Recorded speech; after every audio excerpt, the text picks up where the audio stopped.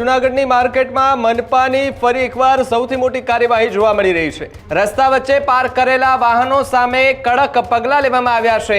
રેકડી સહિતના ગેરકાયદેસર દબાણો હટાવવામાં આવ્યા છે। પોલીસ અને મનપાની સંયુક્ત ટીમ દ્વારા ઝુંબેશ હાથ ધરવામાં આવી હતી, જ્યારે મુખ્ય માર્ગો પર ટ્રાફિક વ્યવસ્થા સુધારવા માટેની એક નીતિ જે છે તે પણ ઘડવામાં આવી છે।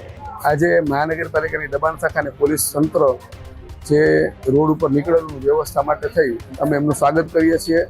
કાયમને માટે થઈ અને એક રાઉન્ડમાં આપતા રહીએ, દંડાત્મક કાર્યવાહી ઓછી થાય પણ ખાલી એકવાર નીકળે ને તો પણ ઘણો બધો ફરક પડતો હોય છે અને આજની કામગીરીને અમે આવકારીએ છીએ। અને આ કામગીરી છે સરકારની છે, સરકારની કામગીરીને અમે કંઈ રોકી શકતા નથી, કામગીરી કરવી જ જોઈએ। અકસ્માતના કોઈ બનાવો બને છે તો એવા સમયે પણ ત્યાં મુવમેન્ટ કરવી ખૂબ ડિફિકલ્ટ હોય છે। મેઇન તો લારી ધારકો, ફેરૈયા, ફૂટપાથ ઉપર બેસનારા જે દબાણ કરતા છે તેમને ત્યાંથી દૂર કરવાની કાર્યવાહી કરેલ છે। આખો વિડીયો જોતા પહેલા હજુ પણ અમારી ચેનલને સબસ્ક્રાઇબ નથી કરી તો યુટ્યુબ પર સબસ્ક્રાઇબ કરો અને ફેસબુક અને ઇન્સ્ટાગ્રામ પર ફોલો કરો।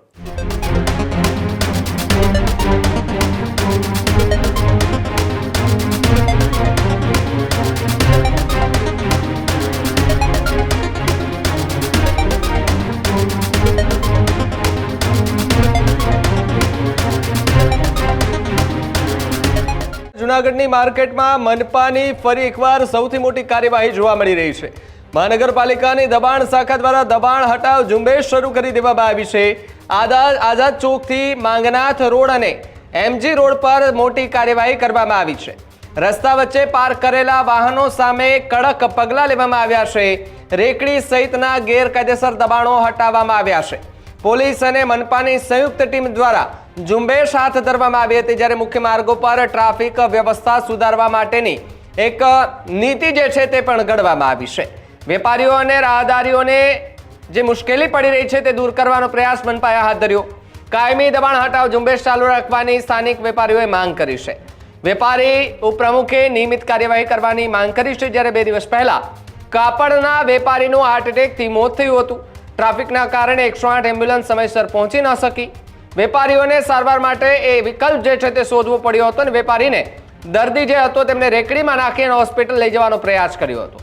ઘટનાએ ટ્રાફિક સમસ્યા પર ગંભીર પ્રશ્નો પણ ઊભા કર્યા છે, જ્યારે વેપારીઓએ શહેરની અંદર ટ્રાફિક વ્યવસ્થા સુધારવાની માંગ જે છે તે પણ ક્યાંક ને ક્યાંક કરી હતી અને મનપા અને પોલીસનું આ સંયુક્ત ઓપરેશન જે છે એ જૂનાગઢની બજારોમાં સતત ને સતત જોવા મળી રહ્યું હતું અને આ બજારોની અંદર આ ઝુંબેશને લઈને હાલ તો ચર્ચાઓ જે છે તે અલગ અલગ થતી હતી, પરંતુ ક્યાંક ને ક્યાંક આપણે અત્યાર સુધી આવી ઝુંબેશો ચાલતી હોય છે તો ઝુંબેશમાં વિરોધ થતો જોવા મળતો હોય છે, પરંતુ આ પહેલી એવી જૂનાગઢમાં ઝુંબેશ હાથ ધરવામાં આવી કે જ્યાં સ્થાનિક વેપારીઓએ પોલીસ અને મનપાની ટીમને જે છે તે અભિનંદન પાઠવતા જોવા મળ્યા અને કાયમી આ જ પ્રકારની કાર્યવાહી કરે એવી વાત કરતા જે છે તે ત્યાંના સ્થાનિક વેપારીઓ જોવા મળી રહ્યા છે। હિતેશ સંઘવી, ઉપપ્રમુખ cloth and readymade association Mangnath road. આજે મહાનગરપાલિકાની દબાણ શાખાને પોલીસ તંત્ર જે રોડ ઉપર નીકળેલું વ્યવસ્થા માટે થઈ અને વેપારીઓને જે કોઈ બહાર રોડ ઉપર ટાંગણી આદિ કરેલું હોય બધાને સમજાવવામાં આવેલ છે। અમે એમનું સ્વાગત કરીએ છીએ। કાયમને માટે થઈ અને એક રાઉન્ડમાં આપતા રહીએ તો જે પાર્કિંગની અંદર સ્કૂટર લોકો પણ ઉતારતા નથી એને પણ ઉતારી શકાય અને લોકો ચાલી શકે એવી રીતે સરકારને વિનંતી કરીએ છીએ કે વ્યવસ્થિત રીતે દંડાત્મક કાર્યવાહી ઓછી થાય પણ ખાલી એકવાર નીકળે ને તો પણ ઘણો બધો ફરક પડતો હોય છે।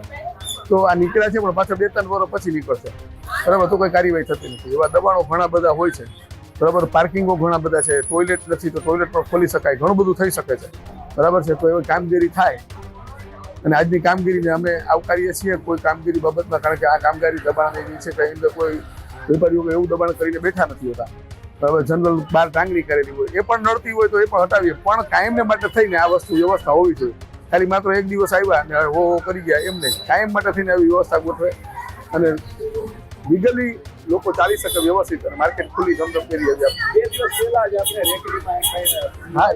રેકડીમાં લઈ જવા પડ્યા હતા। આવી ઘણી બધી જ્યારે દુર્ઘટના બને છે ત્યારે બધી વસ્તુ થાય છે, પણ તંત્ર કહું છું કે 2, 3, 4, 6 મહિને એકવાર આવે ન થાય, ગમે ત્યારે ઓન ધ સ્પોટ ચેકિંગમાં આવે અને જે દબાણ કરતા હોય ને કાયમી 1-2 વાર વ્યવસ્થિત રીતે કામગીરી કરશે ને તો સારી કામગીરી થશે, બરાબર। અને આ કામગીરી છે સરકારની છે, સરકારની કામગીરીને અમે કંઈ રોકી શકતા નથી, કામગીરી કરવી જ જોઈએ।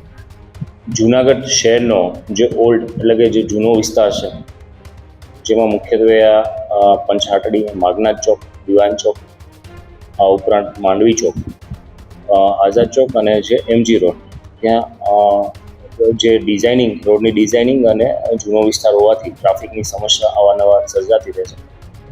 આજે છે એ કોર્પોરેશનની દબાણ શાખાની ટીમ, સિટી ટ્રાફિકની પોલીસ અને એ ડિવિઝન પોલીસ સ્ટેશનના માણસોને સાથે રાખી અને આ જે માગનાથ વિસ્તાર છે તેમાં ડ્રાય રાખવામાં આવેલી.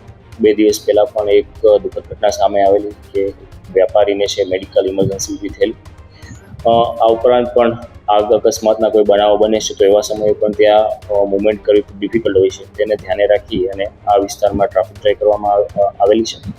અને લાકડી મેઇન તો લારી ધારકો, ફેરૈયા, ફૂટપાથ ઉપર બેસનારા જે દબાણ કરતા છે તેમને ત્યાંથી દૂર કરવાની કાર્યવાહી કરેલી છે.